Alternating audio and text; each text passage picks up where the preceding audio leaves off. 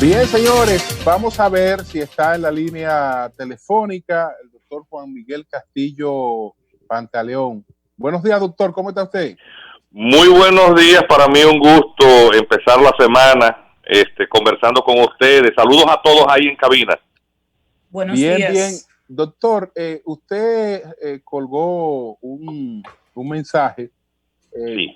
Después que el presidente electo anunció la designación del doctor Roberto Álvarez como el nuevo canciller de la República. Entonces, Sí.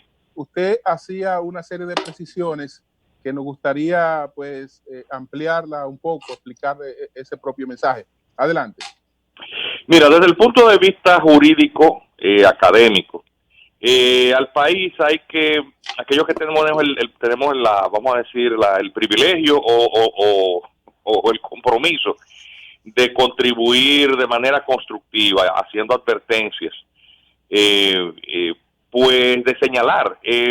Ya cuando estábamos en el tramo final del proceso electoral, de hecho se había publicado un programa, una parte del programa de gobierno de la fuerza política que resultó triunfadora a nivel presidencial en lo que respecta a la política exterior, y le habíamos señalado una inconsistencia peligrosa, en el sentido de que hay un orden jurídico interno de carácter sustantivo constitucional que ninguna política de gobierno proyectada debe plantearse su desconocimiento, porque eso es una premisa que implica la pérdida de la seguridad jurídica y un despropósito al final de cuentas.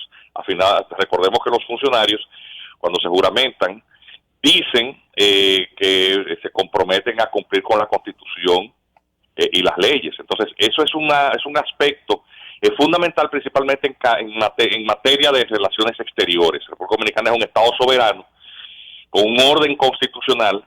Este orden constitucional establece un principio de supremacía de la Constitución, es decir, que en la cúspide, en la punta de la pirámide o jerarquía normativa,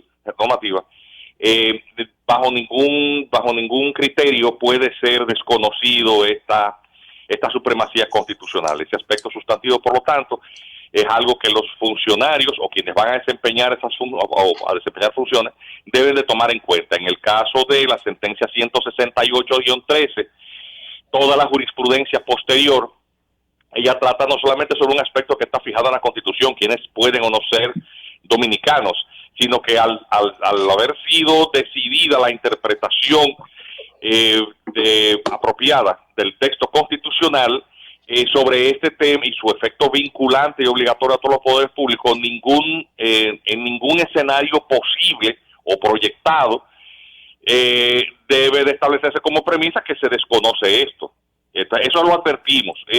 Posteriormente se hizo el anuncio de la probable o casi segura designación de un abogado, un diplomado, una persona con una carrera diplomática destacada, internacionalista, que va a ser nuestro próximo canciller. Y nosotros, independientemente de que esta personalidad del derecho y del mundo diplomático, con todo su currículum, vaya a desempeñar, no haya tenido oportunidad de desempeñar la función, y por lo tanto no se le debe presumir que va a actuar con una agenda distinta a la del compromiso que debe de tener con los más altos intereses del país, independientemente de su trayectoria personal anterior o las ideologías a las que se hubiera adscrito. Esto es algo con lo cual él va a tener que desenvolverse, es decir, con una realidad de tipo jurídico constitucional. Hay que darle, por lo tanto, el beneficio de asumir sus funciones y esperar que en el ejercicio de las funciones de canciller, pues defienda la soberanía nacional, defienda la supremacía constitucional, porque de no hacerlo así, quizás alguno que otro acto pudiera tener esa falencia, porque cualquier acto contra la Constitución puede ser posteriormente demandado. Ya de hecho, en algún momento nosotros hemos accionado como abogados en actos de que ha ejecutado las cancillerías dominicanas, y nuestras acciones han sido acogidas por el Tribunal Constitucional y de hecho y la Suprema Corte de Justicia cuando ésta tenía esas funciones también. Y todo esto ha perfilado, por lo tanto, una línea jurisprudencial que está ahí. Yo te envié, a Julio le envié un ensayo que nosotros publicamos hace un año y algo en el primer número de la revista de Derecho Constitucional, de la revista dominicana de Derecho Constitucional, que tiene ya una amplia explicación de cómo ha sido esa evolución de la convivencia entre el derecho interno y el derecho internacional y cuál es el sistema jurídico que nosotros hemos adoptado en el texto constitucional. A propósito de ese estudio, lo compartí en el chat con los compañeros. El que le interese, pues, leerlo, pues está disponible en el chat del Sol de la mañana.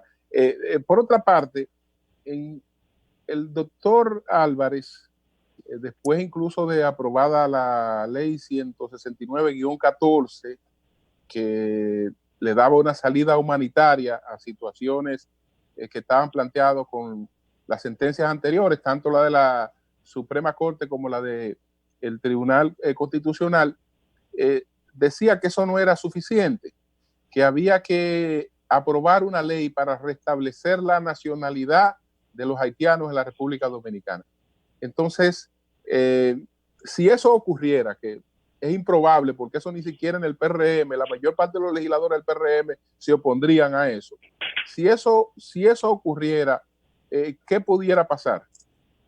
No, cualquier acto de cualquier funcionario público, incluyendo un acto emanado directamente del presidente de la República, que fuere contrario a la Constitución, pues tendría obviamente una contradicción que puede ser demandada su nulidad por ante la jurisdicción competente, por el control concentrado de la Constitución, de la constitucionalidad, es decir, apoderar al Tribunal Constitucional de una acción directa de declaratoria de inconstitucionalidad. Es decir, mira, te voy a poner un ejemplo. La República Dominicana en algún momento se colocó con una simple carta enviada por un presidente de la República a la Corte Interamericana de Derechos Humanos, colocando bajo esa jurisdicción a la República Dominicana. El trámite de ratificación de los compromisos internacionales es una facultad exclusiva del Congreso Nacional. Eso está así, eso siempre ha sido así desde el año 1844.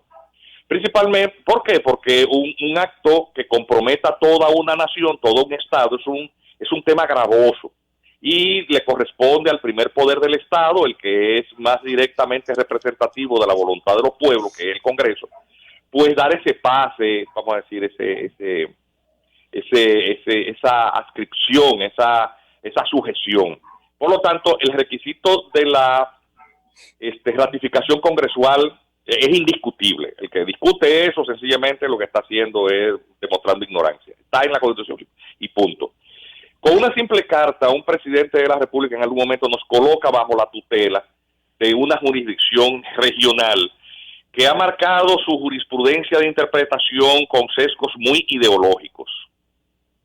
Es decir, algo que no tiene nada que ver con derecho, sino simplemente con una tendencia de tipo político-filosófica, en la que 5 o 6 juristas que están sentados en sus poltronas en Costa Rica se entienden que ellos pueden decidir sobre los destinos completos de pueblos, que es el colmo de la vanidad. Es decir, 5 gente que te digan, por ejemplo, la constitución de todo un estado no es como dice, sino como me da mi gana interpretar de acuerdo a mis creencias, cual que fuere. Imaginemos qué tremenda cosa sería eso. Y entonces, eso hizo que el Estado Dominicano, sin cumplirse con este requisito, atención, exigido en la Convención de Viena sobre Derechos de los Tratados, que exige que los compromisos internacionales sean asumidos por las instituciones estatales que son competentes de acuerdo a su derecho interno.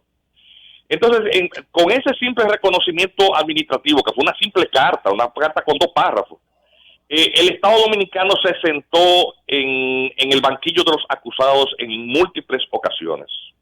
Todos recordamos lo que pasó ahí, en el que se condenó incluso a este país sobre la base de testimonios perjuros, bajo la acusación de que República Dominicana ejercía una política racista, xenófoba, excluyente, por no otorgar la nacionalidad a los hijos de inmigrantes en condición migratoria irregular haitiana.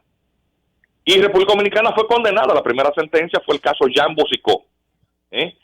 Y no solamente esa misma representación diplomática de esa misma gestión gubernamental nunca planteó en una excepción preliminar que no podía sentarse en el banquillo de los acusados porque el reconocimiento de la competencia no había seguido el trámite interno. Eso nunca lo plantearon. Esos genios de abogados, esos internacionalistas que han trabajado en la Cancillería devengando salarios muy jugosos, nunca defendieron el país. Usted ve esos documentos y son fárragos de páginas y páginas, y una cosa tan elemental como eso nunca la plantearon. Pues bien, previsiblemente nos condenaron. Pero ¿qué ocurre? Que la Corte Interamericana de Derechos Humanos no tiene mecanismos de cumplimiento efectivo. ¿Por qué? Porque la fuerza, entre comillas, de sus decisiones tiene un carácter, entre comillas, moral. De manera que si tú no cumples con una sentencia, sencillamente no pasa nada. Siempre me he bromeado con esto diciendo, cada vez que algún internacionalista señalaba las graves consecuencias de no cumplir con una sentencia de la Corte Interamericana de Derechos Humanos, yo decía, bueno, nos va a pasar lo mismo que ocurre cuando el niño descubre que Santa Claus no existe, es decir, no pasa nada. Pero bueno, vivimos en ese chantaje, hay mucha ingenuidad en la discusión jurídica en este país, porque la gente a veces se emociona con estos temas que parecen fascinantes, pero realmente uno tiene que ir a la realidad, es decir, si eso es o no realmente efectivo. Pues bien, el Estado Dominicano fue condenado, pero un vicecanciller en algún momento de esa misma gestión gubernamental se puso a suscribir un documento de cumplimiento. ¿Ustedes se recuerdan de ese documento? Un documento que firmó un vicecanciller en su momento, dándole cumplimiento o satisfacción a esa decisión. Eso fue demandado en constitucionalidad. Yo soy de los abogados que impetró la acción correspondiente y eso fue declarado no conforme a la Constitución en base a ese argumento de que no puede un funcionario de la Cancillería comprometer el Estado sin enviar eso primero al Congreso. El instrumento de reconocimiento, a su vez, objeto de otra acción directa de declaratoria de inconstitucionalidad y la Suprema Corte de Justicia lo dejó sin fallar, lo dejó sobre la mesa y ese expediente pasó al Tribunal Constitucional. Cuando posteriormente intervino otro proceso más, porque era en carretilla que iban todos estos procesos, interpuesto por ONGs locales financiadas desde el extranjero, con los mismos actores, los mismos comunicadores, los mismos especialistas internacionalistas, los mismos constitucionalistas dominicanos todos, yendo a sentarse ahí a despotricar contra este país, porque eso es algo que hay que recordar, es decir, quienes han servido a intereses contrarios al interés nacional son en la mayoría de los casos dominicanos que actúan como mercenarios. Y efectivamente ahí se produjo otro proceso muy agraviante. El Tribunal Constitucional, que ya había dictado la sentencia 168-13, para colmo es desconocido por esta jurisdicción, que nunca fue reconocida apropiadamente su competencia por la autoridad dominicana, por el Estado dominicano, y entonces se produce la sentencia 256-14, que dio un plumazo, cosa esto que habíamos anunciado cada vez que íbamos a un foro, que se nos invitaba. Nosotros decíamos, eso está pendiente de fallo, esa acción está ahí, durmiendo el sueño, no se sabe si eterno, en una gaveta de un escritorio en el Tribunal Constitucional, pero cuando eso lo pongan sobre un escritorio, ahí no hay otra forma de fallar que no sea declarando eso no conforme con la Constitución. Y efectivamente, la sentencia 256-14 le quitó a este país ese problema. En esa evolución, hubo gente que quedó atrapada en una opinión jurídica. ¿Por qué? Porque si seguimos la secuencia de lo que pasó con la sentencia 168-13, lo que dispone en relación con aquellos hijos de extranjeros irregularmente inscritos en los libros de actas del Estado Civil, la solución dada por la ley 169-14, que le da una respuesta humanitaria dentro del marco jurídico constitucional para solucionar ese caso, señor Castillo, un caso tipo, y finalmente la sentencia 256, pues ahí en esa secuencia es que las opiniones del anunciado canciller se produjo. Obviamente ya el contexto es otro, habrá que ver cuál va a ser la posición que él va a asumir. En todo caso, no puede ser contrario a la Constitución. Señor Castillo, pero precisamente era mi pregunta. Si tenemos una estructura legal robusta que ha aclarado en el tiempo todas esas distorsiones de las cuales nuestras autoridades fueron las principales responsables, ¿por qué tener cierto temor, cierta duda a propósito del nuevo canciller anunciado cuando finalmente es un ministro y todo esto dependerá bastante del Congreso y de otras iniciativas? Mi estimada, porque el hombre es dueño de lo que calla y esclavo de lo que dice, primero, y las declaraciones y posiciones públicas de ese ilustre ciudadano están recogidas en la tinta indeleble del Internet. Es decir, eso está ahí. No podemos decir que esa posición él no la tuvo, salvo también ejercer una amnesia voluntaria, es decir, no vamos a olvidarnos de esto, no. Es decir, él fijó sus posiciones en un momento. Posteriormente el derecho siguió evolucionando y hubo jurisprudencia constitucional en otros temas circunvecinos al mismo. Uno presume que en la autoría del programa de gobierno en lo referente a la política exterior del partido que resultó victorioso a nivel presidencial, él participaría, porque es parte de ese equipo que trabajó junto al candidato presidencial. Y porque además es el campo de su especialidad académica y de su trayectoria como hombre público, porque este distinguido jurista tuvo una larga y dilatada carrera diplomática en el servicio exterior y siempre asumía esas posiciones en donde aparentaba tener un mayor compromiso con visiones ajenas al interés nacional. Entonces, él tiene una trayectoria que tampoco vamos a soslayar. Y hay un programa de gobierno que está ahí, no me lo he inventado yo, ni tampoco podemos ignorarlo. Digo, salvo hacernos todos los tontos. Y creo que si es para hacernos los tontos, no debemos ni siquiera conversar, porque yo personalmente no tengo inclinación a hacerme el tonto. Obviamente uno ¿Cómo? No, Juan Miguel, o sea, partiendo de lo que tú dices, es decir, Roberto Álvarez tiene una historia, claro, de posiciones específicas donde ha sido incluso respaldado por gente de este gobierno, gente de la izquierda y gente del propio PRM, que no hemos estado de acuerdo. Yo, por ejemplo, yo comparto, en eso también dio diferencia, muchas de las visiones que tuvo Roberto sobre muchas cosas. Ahora, él ha demostrado en todos los sitios donde ha estado que es respetuoso de las reglas y de las leyes. Una cosa es que él pueda, desde el punto de vista del gobierno, porque él es el canciller, pero desde el punto de vista del gobierno, implementar algunos cambios, porque también tienen el Congreso, pero pienso que no debe haber con él, y por eso te digo, o sea, ¿hay alguna muestra concreta que él haya dado para que haya un prejuicio contra él en función de la ejerción de su función como canciller? Porque por la historia... No, o sea, la historia no puede ser el elemento para decir que él va a actuar de tal o cual manera, sino él va a hacer su gestión en función de lo que establecen las reglas. Sí, él tiene posiciones, va a actuar diferente. Él tiene posiciones como tiene posiciones todo el mundo. No, él va a actuar igual. Lo que pasa es que él tiene los mecanismos. Por ejemplo, si quisiera atentar contra cualquier cosa constitucional, tiene que ser desde el punto de vista constitucional, no a lo loco, porque él es un funcionario diplomático con una historia y tú lo conoces. Te voy a recordar algo. Un canciller de este gobierno que está ya de salida se atrevió a firmar con un embajador norteamericano un acuerdo de privilegios e inmunidades, que el país se vino a enterar de él cuando la sentencia 315-14 fue evacuada. Tú sabes lo que es esa sentencia, ¿verdad? Y lo que decía ese acuerdo. Un canciller. Pero yo no creo cómo va a ser. Pero los informados son ustedes. Pero recuerden, no, pero digo, que está planteando se supone que todo tiene que ser más grande que toda la historia de la República Dominicana ha cometido dominicano alguno. El acto de anexión de Pedro Santana a España en el año 1861. ¿Tú quieres decir que el actual canciller cometió la anexión a Estados Unidos? ¿Tú lo comparas con eso? No, es peor de ahí. Es peor de ahí.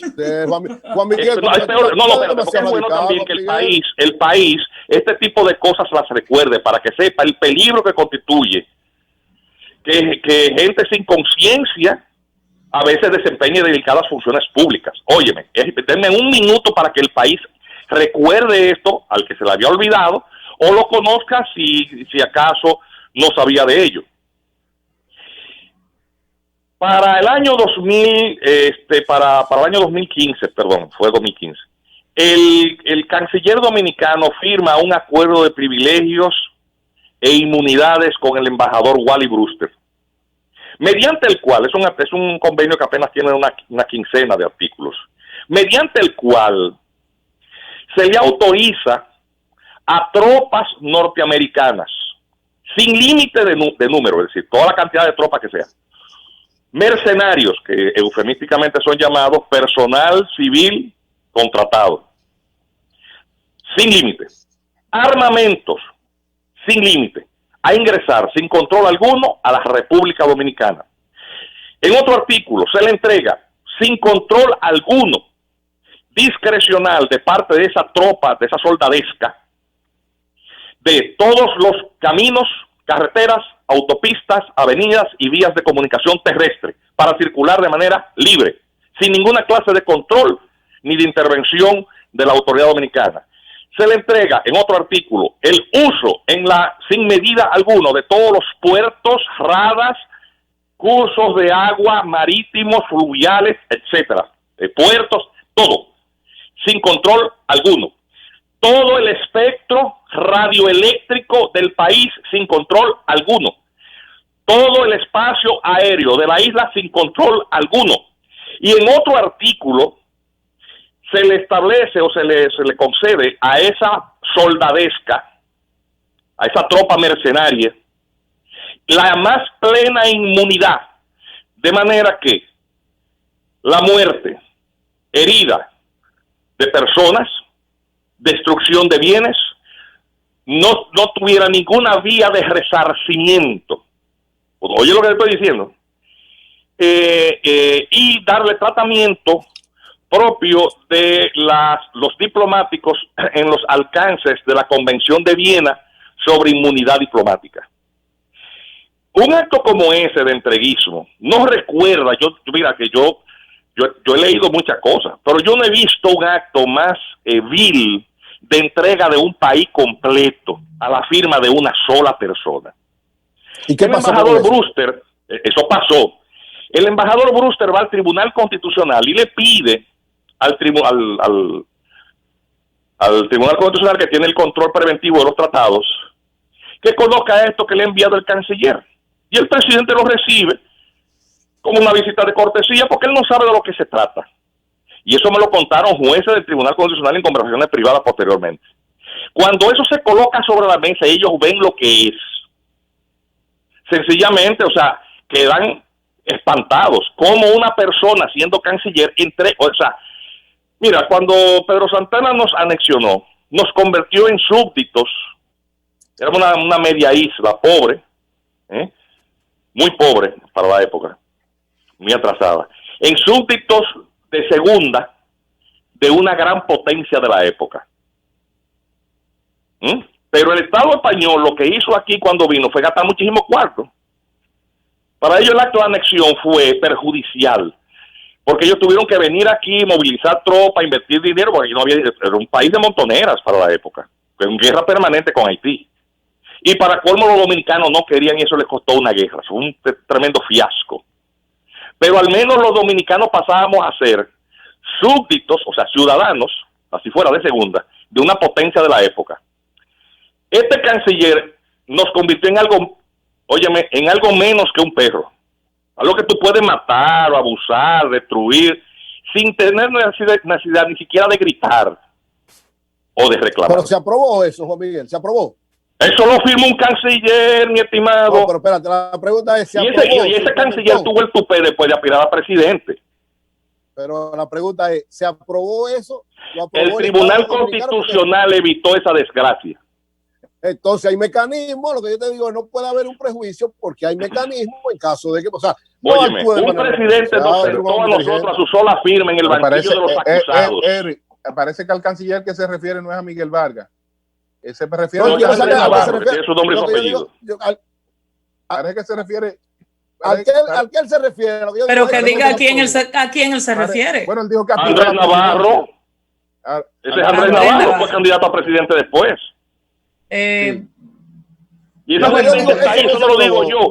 Lean esa sentencia, ustedes buscan la sentencia 315 y se van a dar cuenta de lo que yo estoy diciendo. Bien, bien. Bueno, pues muchas gracias. Ya hablaremos gracias con Andrés Navarro de eso.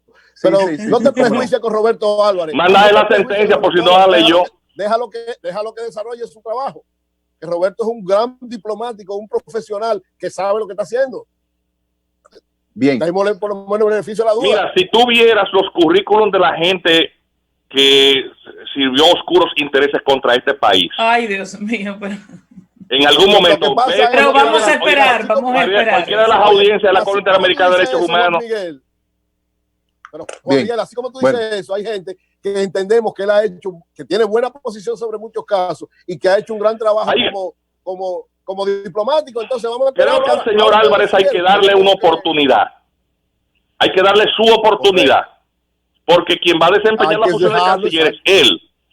Y entre la posición fijada por él en el año 2014, lo que dice ese programa de gobierno y la realidad de tener o asumir responsabilidades de cara al Estado, hay diferencias. A veces tú no estás en tu casa como tú sales a la calle. Tú puedes en tu casa estar en pijamas y pantalones cortos, ya estás desnudo, pero tú no sales hacia la calle. No, claro. Y eres la misma persona. Entonces, por lo mismo, cuando tú tienes esas funciones, tienes que saber cuáles son las consecuencias de los actos que tú ejerces. Bien. Bueno, pues muchas gracias al doctor Juan Miguel Castillo. Siempre para gracias, doctor. Okay. Muchas gracias. Buenos días, Anibel, adelante. Bueno, buenos días, compañeros.